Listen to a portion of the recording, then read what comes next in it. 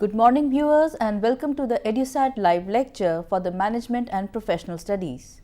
Today we have with us Dr. Anubhuti Yadav from the Indian Institute of Mass Communication. She is an associate professor and has been interacting with you with the lecture series on new media. Today also she will be talking about all the events that preceded the technological revolution. So over to Dr. Anubhuti Yadav. Welcome, ma'am. Thank you.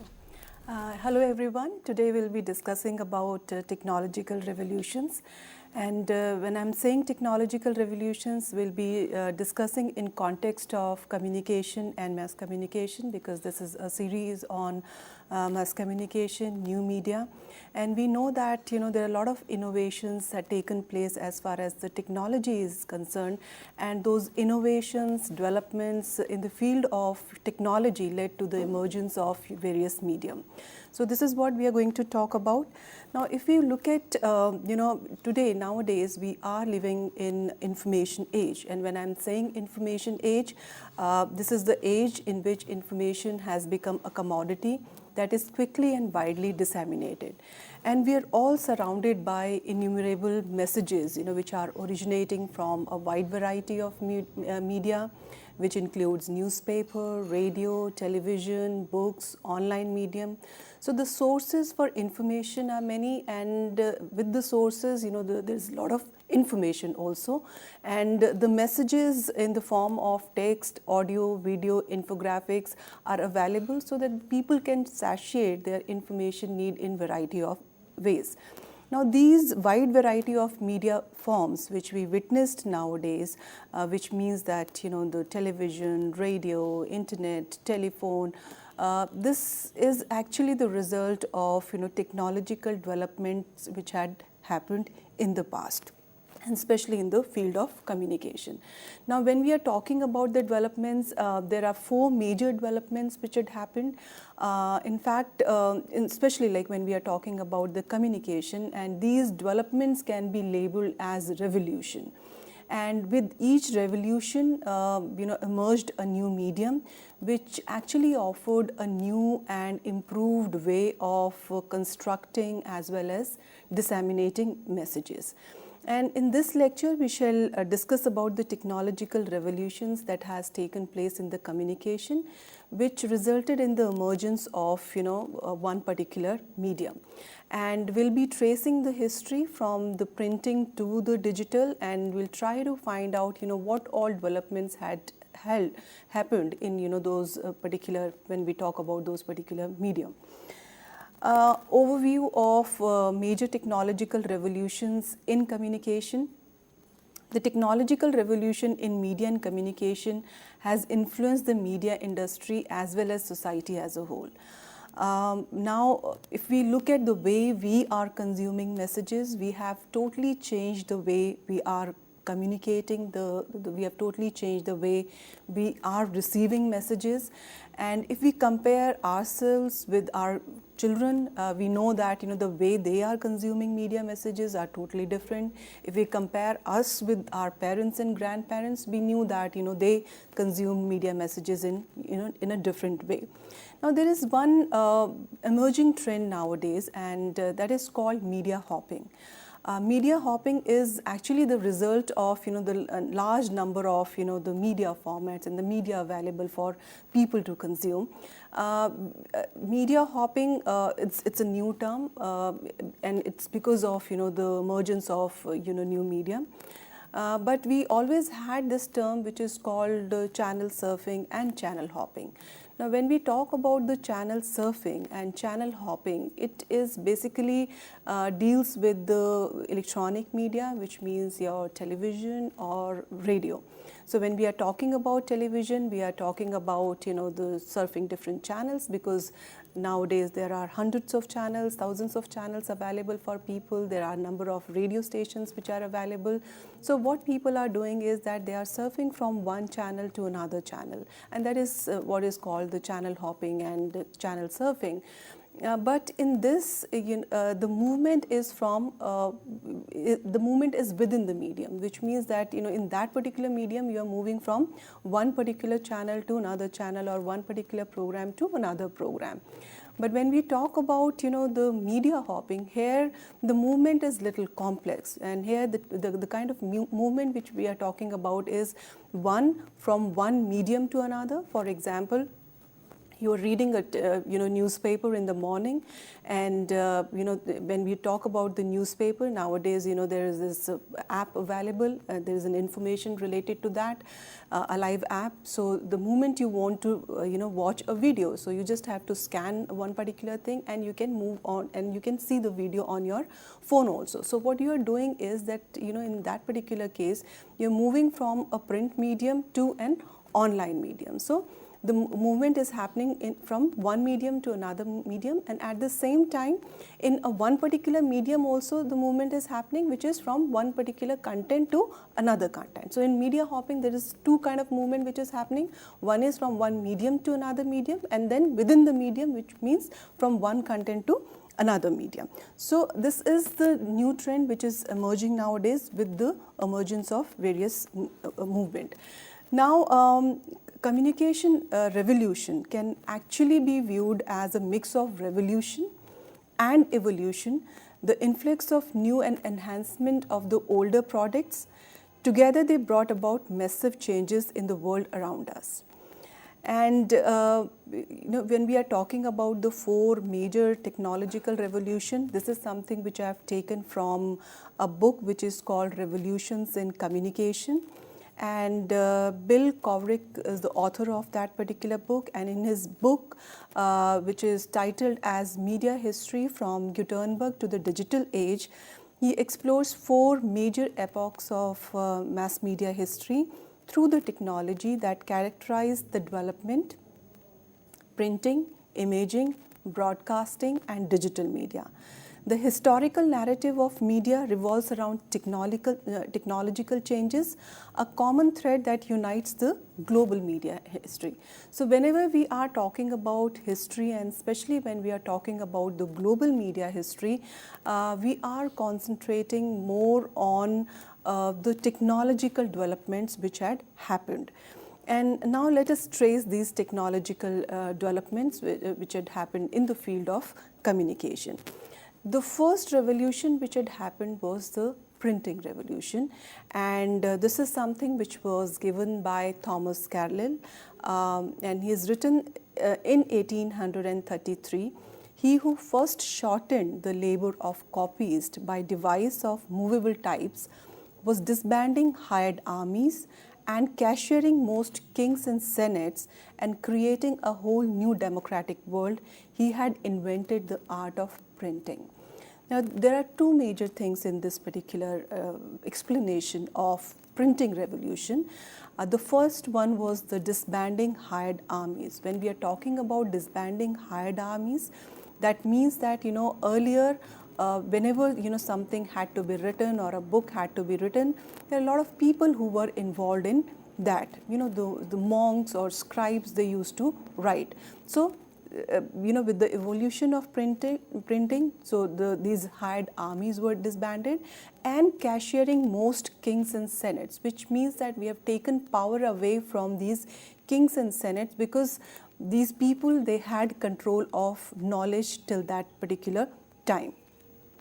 And the one who had invented, and the one who is known as the father of printing, is the John Gutenberg, and he actually made this revolution possible by introducing the mechanical movable type printing to the world in 1439, and this laid the foundation for the knowledge based economy. And this first technological revolution in the field of communication, that is the printing revolution, had democratized the process of knowledge generation as well as communication, consumption. And spread of learning to the masses was made possible by this most important technological revolution in the field of communication.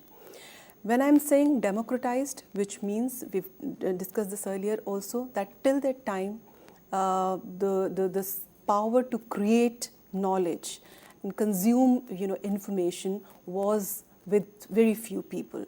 And with the printing revolution, it has actually democratized that particular space. Now, invention of printing had a huge impact on the lives of the people of Europe initially, and then eventually entire world. And until invention of printing, only few had control over knowledge, as we had just discussed.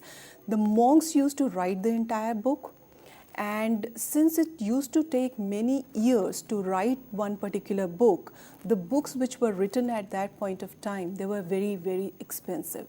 And thus, it was out of reach of the common man. Now, printing revolution was also the result of the expectations of Renaissance, which is a cultural and intellectual movement that started from 14th to 16th century in Europe, and it was also a catalyst for the Renaissance. And without printing, Renaissance could not be able to expand and develop. And it was just because the printing was there, just because the mass dissemination of the printed words was possible, that also made the Renaissance expand and develop at that point of time. And printing also removed the barriers to communication which was there in the medieval period. And and then it contributed to the debate and discussions, which was the essence of Renaissance. So this is all about the printing revolution and how it started, what was the reason behind this. And there's another explanation of this, and this is although the few had books before John Gutenberg gave us our art, not until printing could come, learning, yes, and wisdom also knocking at every man's door. Yes, because that was made possible only because of the emergence of the printing. Then printing, if you talk about the printing as a technology, this was not something new, which means that whatever other technologies which were employed in printing, they were discovered, and they had already taken place earlier also, and in the different countries. And in his book, The History of Revolution, it was written that the stamps in soft clay had been used as part of the ancient Babylonian accounting system, and metal seals were often impressed into wax to validate official documents in classical Rome. Woodblock printing was widely used in China from the 6th century onwards for sacred Buddhist scrolls. Impressions on textiles were known in Europe as early as 1100s, and the first known woodcuts on paper appeared in Europe around 1400. Presses had been used on farms for centuries to make olive oil and press grapes into wine. So, if we talk about the printing revolution, it was not just the Gutenberg who made the entire thing possible. What he did was he combined various technologies which were available at that point of time. And when I'm saying the various technology, we are talking about the press, we are talking about how the paper is made, we are talking about how the ink is made. So it was what he did at that point of time was he combined the different technologies which were available, and obviously there was new thing which had happened, and that was the mechanical movable types which he used for printing the books. Now I'll show you a video and we'll see how the printing was done in the Gutenberg press.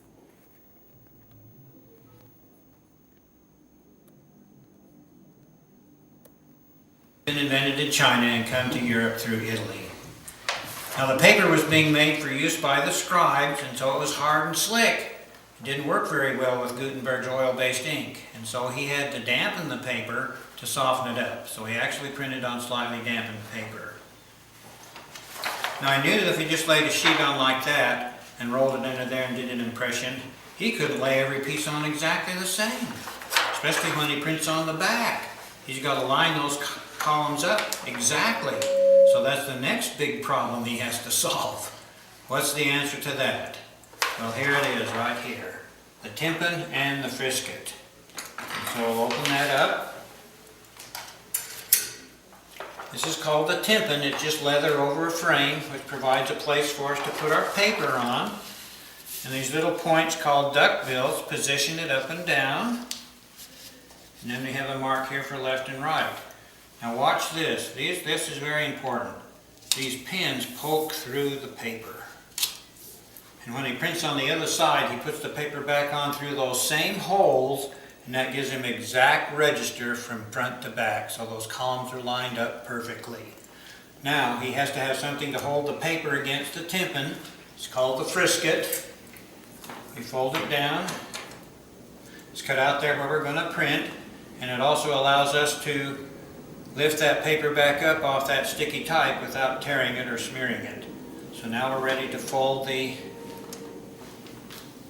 tympan and frisket down over our inky type. Ready to roll the whole bed of the press underneath the platen. The platen is this big flat board that's going to lower to press the paper against an ink type. Now the press has this screw device, the flat board, and the handle that turns the screw, and that's going to lower the platen and press the paper against an ink type. The person that did this was called the puller. And so we're going to make an impression here. Now notice the size of the platen. It's really quite small, because the bigger the platen is, the more power it takes to get sufficient impression.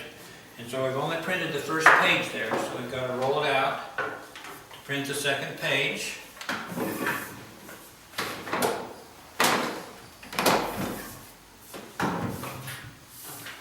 Now we can roll it out. Lift the paper off that sticky type, and it does make a sound. You can hear it come off that sticky type. Ready to open up the frisket and take our printed sheet off.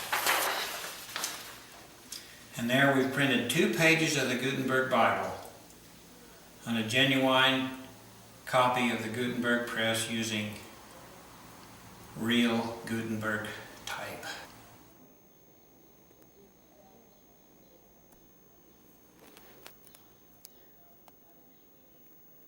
So we have just seen how printing is done using Gutenberg press. Now there's this English philosopher Francis Bacon, and he has said that printing, along with the 2 other inventions, gunpowder and mariner's compass, changed the appearance and state of the world. So we've just discussed printing revolution, and this was the first revolution if we talk about the mass communication. And now we'll move on to the visual revolution, and the printing revolution was followed by the visual revolution. When we talk about the visuals, I mean, it's not that the images were not there earlier. Images were there earlier, but they were in the form of wood art printing, engravings, etching, lithography. So that way the images were available before this visual revolution happened. But what impressed the world was the images of real life, the way we see with our eyes, which were more accurate than the paintings. And the British Library explains it very beautifully. They said that this allowed members of the public to feel they were viewing these people in the flesh. And if we talk about the photography, it's a combination of 2 Greek words, photos, that means light, and graphen, that means to draw. And the word was first used by the scientist son John Herschel in 1839, and it is a method of recording images by the action of light or related radiation on a sensitive material. This is the first picture and this photograph was clicked by Joseph Nicephore Niepce in 1827. and he made the first photographic image with the camera obscura. So this is the first photograph which was clicked. Joseph Nassif's heliograph or sun prints, as they were called, were the prototype for the modern photograph by letting light draw the picture. And since 1827, there are a lot of developments which took place, and number of people from the different countries contributed to the art of photography, which we see today. And now I'll take you through very quickly to all these developments. We can talk about these developments in detail when we'll have a session on photography. But it is important when we are talking about technological revolution, at least to know what those developments were, major developments were, and who were the inventors and who were the people who made those particular inventions possible. So the first one was the negative to positive process. The inventor of the first negative from which multiple positive prints were made was Henry Fox Talbot, an English botanist and mathematician. In 1841, he perfected this paper negative process and he called it calotype, and calotype in Greek means a beautiful picture. Second was tintypes, which was patented in 1856 by Hamilton Smith, was another medium that heralded the birth of photography. A thin sheet of iron was used to provide a base for light sensitive material, yielding a positive image. Then we had wet plate negatives. In 1951, Frederick Scoff Archer, an English sculptor, invented the wet plate negative. Using viscous solution of collodion, he coated glass with the light sensitive silver salts, and because it was glass and not paper, this wet plate created more stable and detailed negative. Dry plate negative and handheld cameras. In 1879, the dry plate was invented, a glass negative plate with a dry gelatin emulsion. Dry plates could be stored for a period of time. Photographers no longer needed portable darkrooms and could now hire technicians to develop photographs. Dry processes absorbed light quickly, so rapidly that the handheld cameras were possible. Then the flexible film roll. In 1889, George Eastman invented film with a base that was flexible, unbreakable, and could be rolled. Emulsions coated on cellulose nitrate film base made the mass produced of a box camera a reality.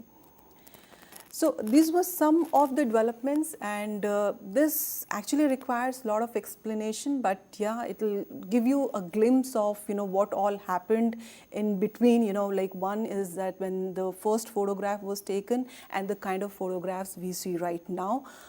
When we have a lecture on photography, we'll talk about all these developments in detail.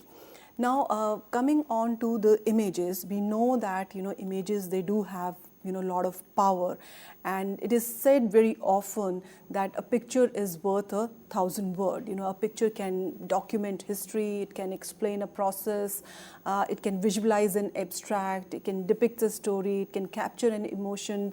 So there are a lot a picture can do, a photograph can do. And nowadays we are seeing that the selfie culture, and this selfie culture, which means that you can click your own photograph, and this also talks a lot about the individuals and society, which means it's not like how beautifully you have captured self, so that tells about the physical self, but it also tells about the inner self, what goes in the mind of an individual when he or she tries to capture self. So that's another field of study which is emerging with the new technologies coming up every day. And the photographs, they have a huge impact on us. We have seen number of photographs in the past which actually led to a lot of movements. Those movements happened in the different countries that mobilized people. So and if you go and surf web, you will find a lot of iconic images which actually changed the world. And today what I'm going to do is that I'll just discuss 4 photographs with you, and these are very popular photographs. If you search for iconic image, you land up on all these 4 photographs. But these are just the 4 photographs as an example, but you can always find a lot of other photographs and try to find out who is the photographer behind it, and more than photographer, I think what is the story behind that particular photograph. So this is the first photograph. This is the photograph which was clicked in Sudan, and this photograph was clicked by Kevin Carter. And you can see that there is a vulture and there is a toddler sitting there, and this vulture is actually stalking the toddler. Kevin Carter was the photographer of this particular photograph. He clicked this photograph when the parents of this kid was away to get the food from the UN chartered plane. And he clicked this photograph, and after clicking this particular photograph, he chased away the vulture. Now, Kevin Carter got a Pulitzer Prize, which is a very prestigious prize for journalists, for clicking this particular photograph. And what he did, he sold this photograph to New York Times. And when this photograph was published in New York Times, there are a lot of people who started writing, calling to ask what happened to this kid after being clicked, and whether the kid survived or she died. So, but there was no answer to that, and there was a lot of criticism also, and Kevin Carter came under a lot of criticism for not helping the kid and clicking the photograph at that point of time. But photographers at that point of time, they were asked not to touch the people there because they can transmit certain disease and all. But even after he got the Pulitzer Prize for this particular photograph, he was not at all happy. He apologized to the people, saying that he couldn't help that particular kid, and within the 3 months he actually committed suicide because of the pressure which he was unable to handle, and which came from the public. So this is the one photograph, and which had a story behind it. This is another photograph, and this photograph was clicked by Neil Armstrong, and this photograph, it's a one giant leap for mankind. And here what you can see is astronaut Buzz, and this photograph was clicked in 1969, and he's walking on the surface of the moon, and Neil Armstrong, he clicked this particular photograph. So this is one of the iconic image. This is another image.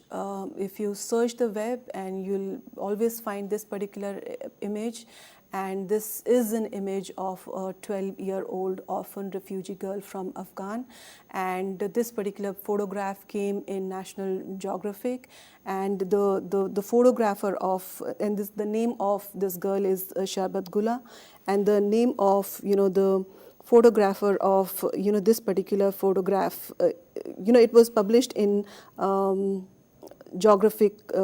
Geographic, and it was actually clicked in the refugee camp, and which was on the Afghan-Pak border, and the photographer was the Steve McCurry, who clicked this photograph, and this was clicked in 1984. So this talks about the pain of the refugee people.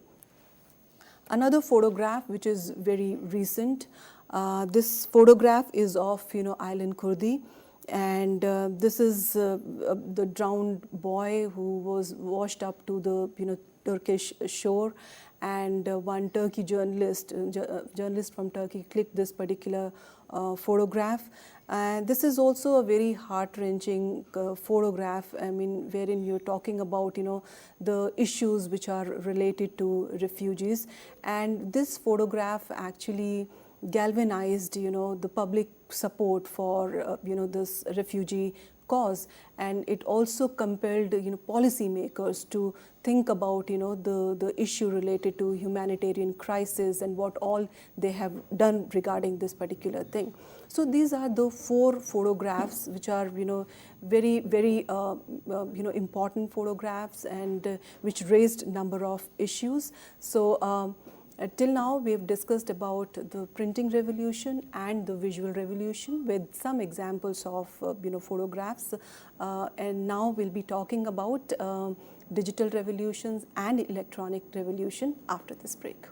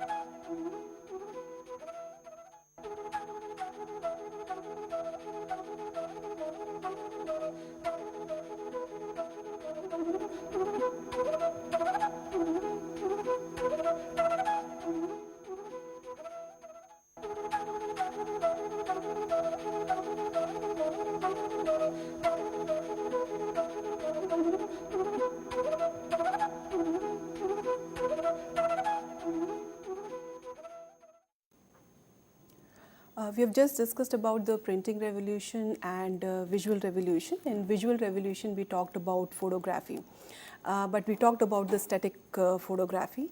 Now comes the motion picture camera. Cinema is a very important part of our lives. We do watch, a lot of cinema, and we have seen that, cinema plays a very important role in society. It reflects what's happening in the society, and in a way, it also impacts, when something happens in the society. So we'll talk about the motion picture camera now.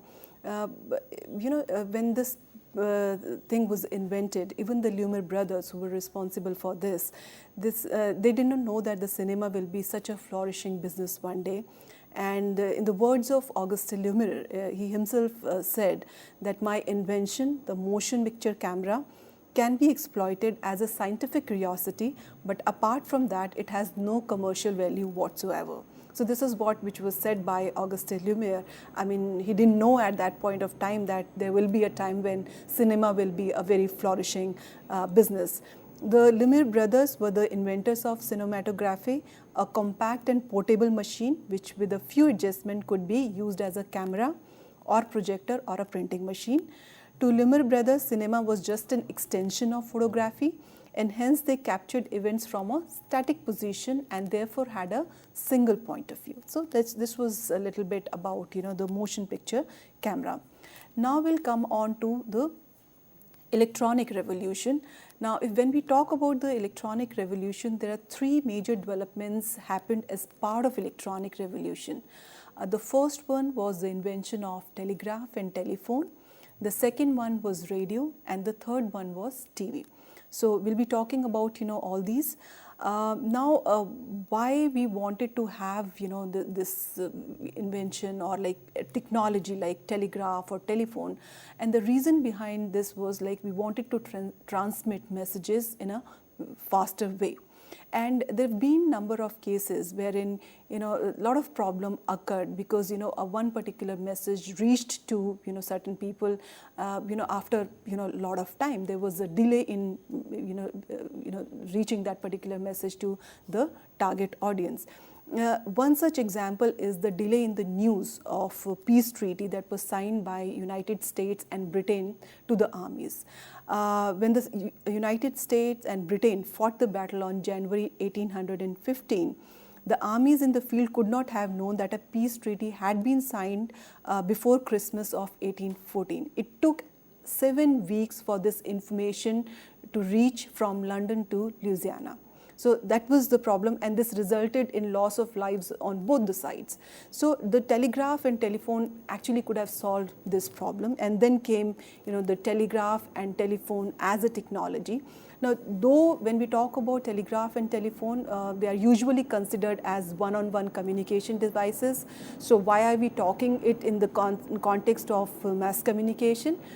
Both also had an important place in the mass media, and because the major newspapers in 19th and 20th centuries were linked by telegraph. Also, telephone system played a key role in establishing a centralized broadcasting system. Telegraph system was developed in 30s and 40s by Samuel Morse and other inventors. In this system, electrical signals were transmitted over a wire laid between stations.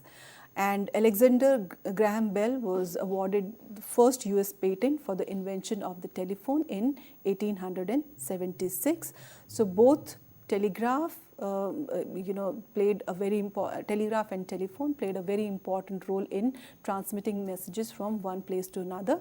So the telegraph was the text-based message and it was a one-to-one, and the telephone was the voice-based message from one individual to another individual. So this is about telegraph and telephone. Now comes the radio as a second development when we talk about the electronic revolution. Basically, when we talk about the technology and the development of a new technology, so it's because of the dissatisfaction from the old and more expectation from the old technology, the emergence of new technology is possible. And as far as the radio is concerned, there is a history behind this. The solar flares of 1859 sparked the interest in electromagnetic spectrum. This is something which I have taken from NASA website, and they were talking about, and they were telling about the solar flares that had happened at that point of time. The solar storm of 1859, known as Carrington event, was a powerful geomagnetic solar storm during solar cycle 10. Telegraph system worldwide went haywire. Spark discharges shocked telegraph operators and set the telegraph paper on fire. Even when telegraphers disconnected the batteries powering the lines, aurora-induced electric currents in the wires still allowed messages to be transmitted. Now, this is something which was given by NASA. And now, this damage which was caused to the entire telegraph system due to the solar fires made many to think about the wireless telegraphy. And wireless telegraphy and broadcasting was not the invention of one, but it was made possible by the contribution of discoveries by scientists from the different countries. Now, though many people contributed to the invention of radio, like Nikola Tesla, who demonstrated a wireless radio in St. Louis, Missouri in 1893, but it was Marconi who is often credited as father and inventor of the radio.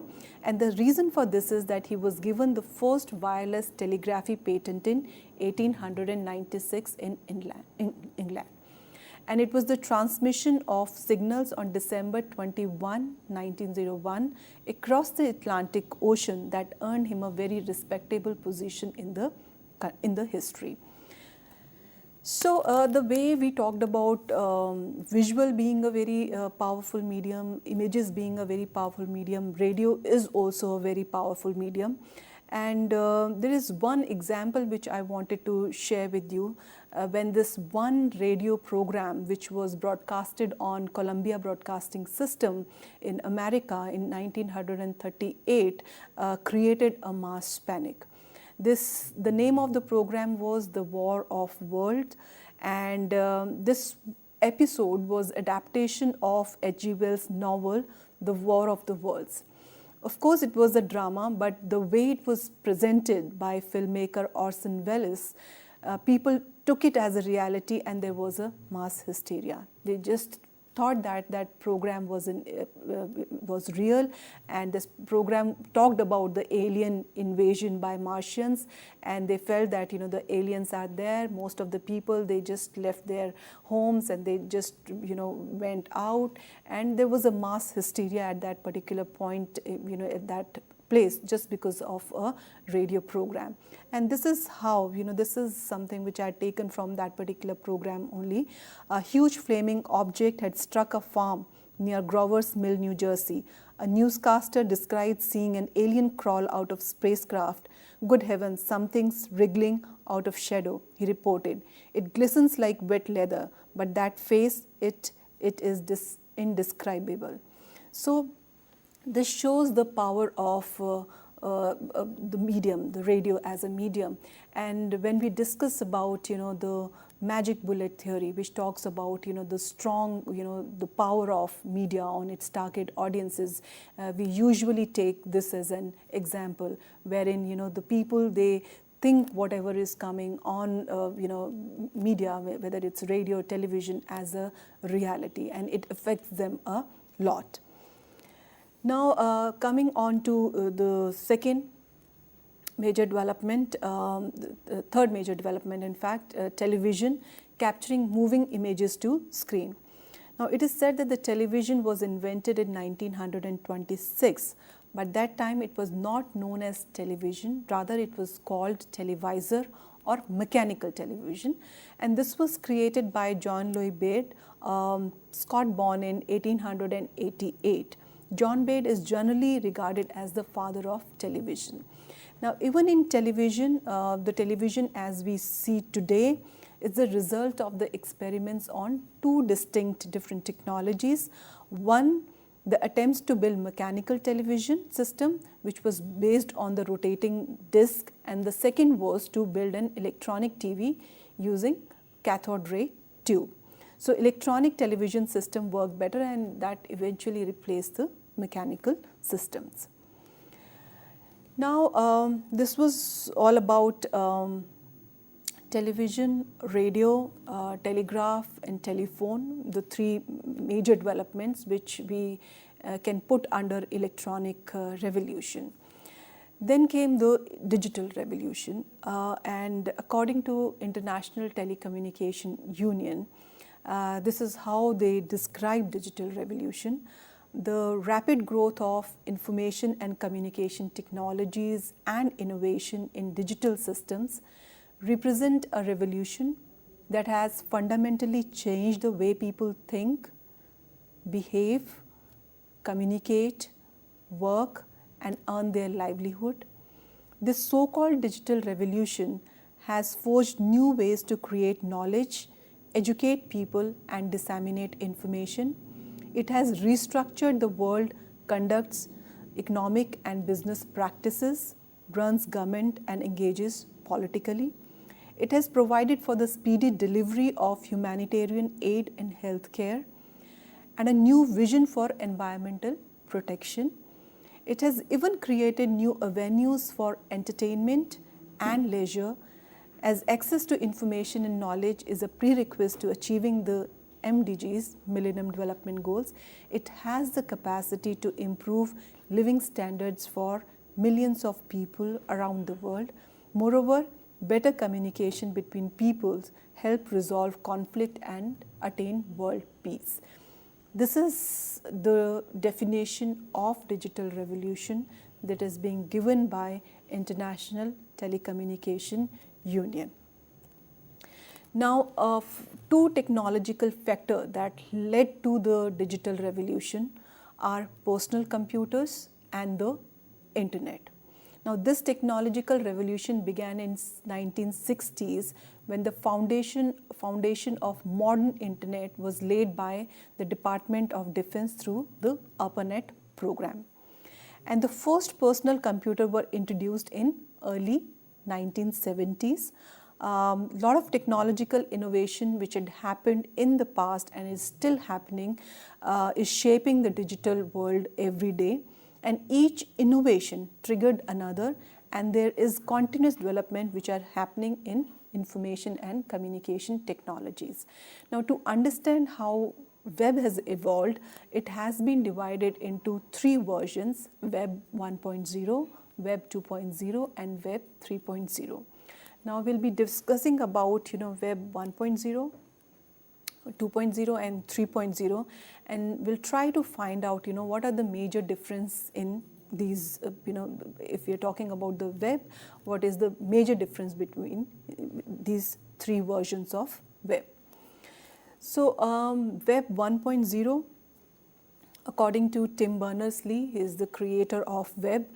Web 1.0 was the read-only web, as it allowed people to search for the information and read it. Interaction and creation of content was not possible by the people. The purpose was to develop website so that the information can be disseminated more online with the other mass media. So if we are talking about Web 1.0, it was like any other traditional medium, wherein the content was disseminated. There was no scope of interaction. People could not create anything. So that's the 1.0, wherein the information was available on the web for the people to access. Now the purpose for creating web was to share information, and according to Tim Berners-Lee, in those days there was different information on different computers, but you had to log on to different computers to get it, and also sometimes you had to learn a different programs to on each computer to access that information, and often it was just easier to go and ask people when they are having their coffee. So which means that it was really very difficult to access information, because you have to go to each computer because they were not linked with each other. So you have to go to each computer to see what was what these people they were working on, and that's why there was need to have something which connects all these computers, and that is something which we call web. So according to him, this could have been solved by exploiting hypertext technology, and in 1989 he submitted a proposal to CERN and to his boss, wherein he said that something of this sort needs to be done. And he called his proposal Information Management Proposal, which he submitted to Mike Sandel, his boss, who did not accept the proposal initially and wrote vague and exciting. If you look at this document and up there, it's written vague and exciting. But eventually Tim was given time to work on this project in September 1920. So by 1990, Tim had written the three fundamental technologies that remain the foundation of today's web. The first one was HTML, Hypertext Markup Language, the markup language for the web. Second one was URI, Uniform Resource Identifier, a kind of address that is unique and used to identify each resource which is available on the web, and this is also called URL, which is like Uniform Resource Locator. And then HTTP, which means Hypertext Transfer Protocol, allows for the retrieval of linked resources from the web. By the end of 1990, the first web page was served on the open internet. In 1991, people outside of CERN were invited to join this new web community. So then comes the Web 2.0. As the web began to grow, Tim realized that its true potential would only be unleashed if anyone, anywhere could use it without paying a fee or having to ask for permission. And this is how he explains it. Had the technology been proprietary and in my total control, it would probably not have taken off. You can't propose that something be a universal space and at the same time keep control of it. So Tim and others advocated to ensure the CERN would agree to make the underlying code available on a royalty-free basis forever. And this decision was announced in 1993 and sparked a global wave of creativity, collaboration and innovation which had never happened before. And these innovations led to the development of Web 2.0. This Web 2.0, if we talk about the term Web 2.0, it was first used in 1909 by Dersi Danucci, an information architecture consultant, in her article Fragmented Future. And she writes, the web we know, which loads on to a browser window in essentially static screenful is only an embryo of the web to come. The first glimmering of Web 2.0 are beginning to appear, and we are just starting to see how that embryo might develop.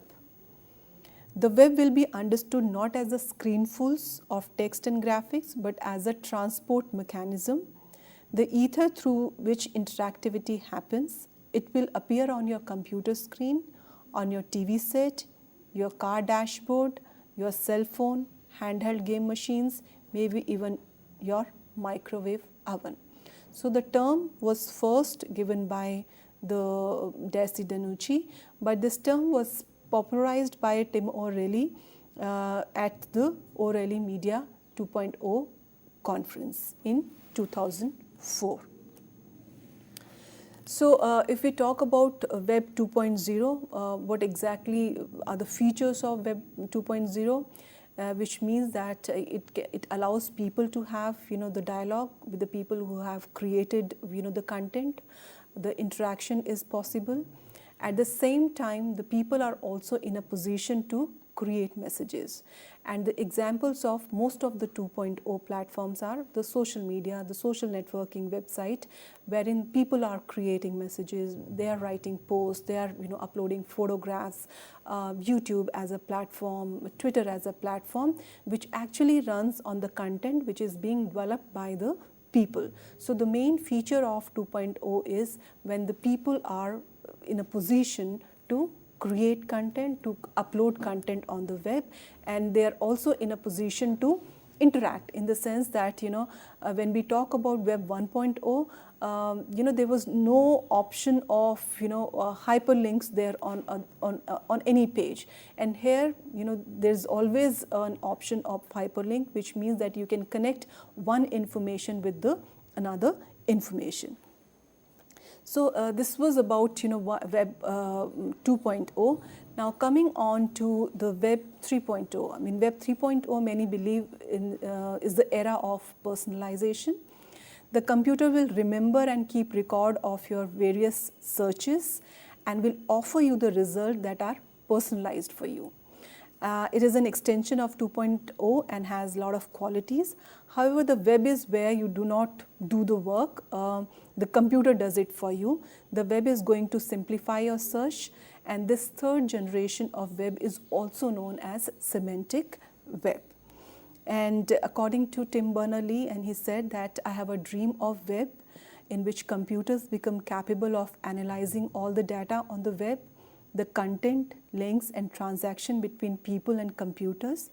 A semantic web which makes this possible has yet to emerge, but when it does, the day-to-day mechanism of trade, bureaucracy and our daily lives will be handled by machines talking to machines.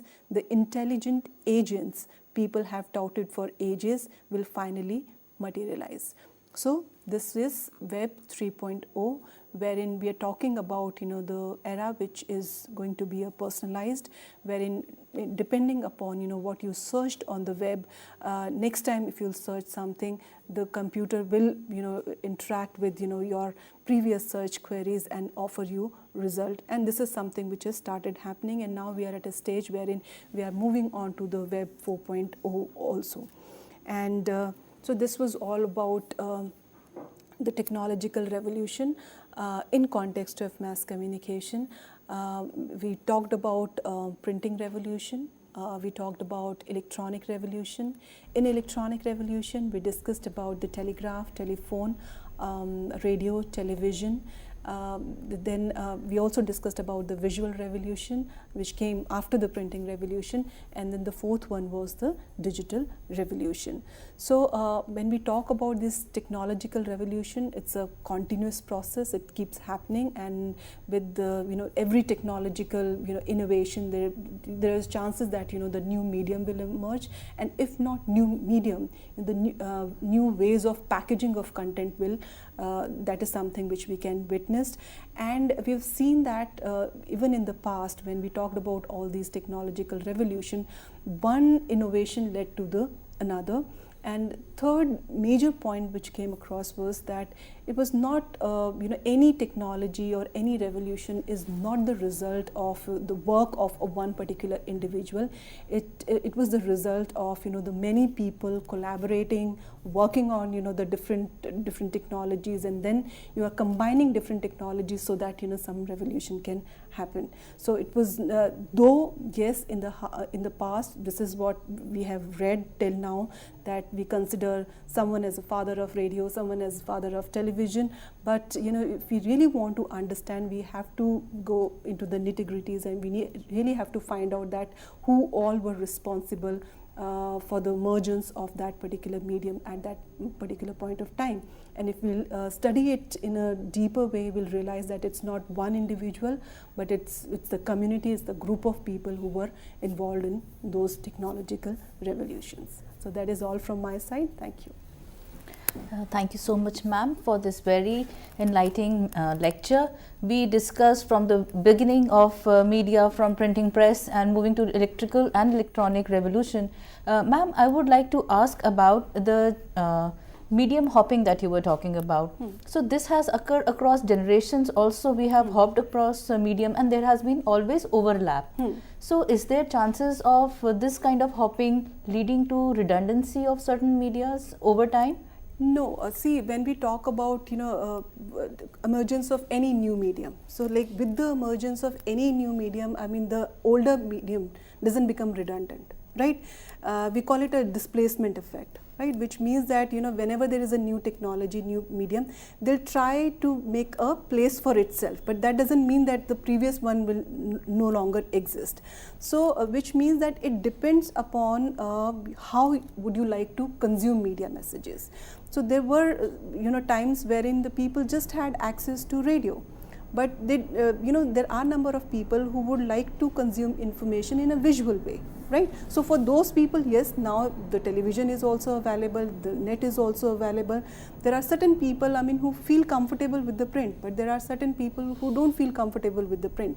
So it depends that, whenever we have, large variety of medium, and when we are saying media hopping, we are saying media hopping because many a times it depends upon a situation also. See, right now I'm very tired. I don't want to read. Though I am a good reader, I do read a lot, but I'm not in a mood to read. So at that point of time, I'll just hop to another medium wherein maybe like I can listen to an audiobook.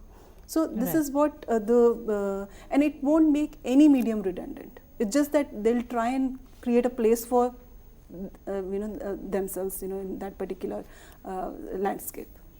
So definitely with the technology there comes innovation, and as per the needs of the society, and new needs are generated.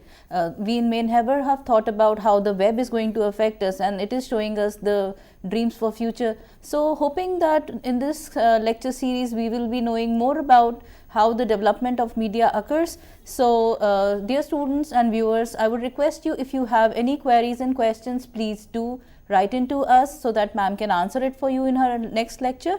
And this lecture will be uploaded onto the YouTube channel, so you can catch it up there. And thank you, ma'am, for this very enlightening talk, and dear viewers, for your attention. Thank you. Thank you, ma'am.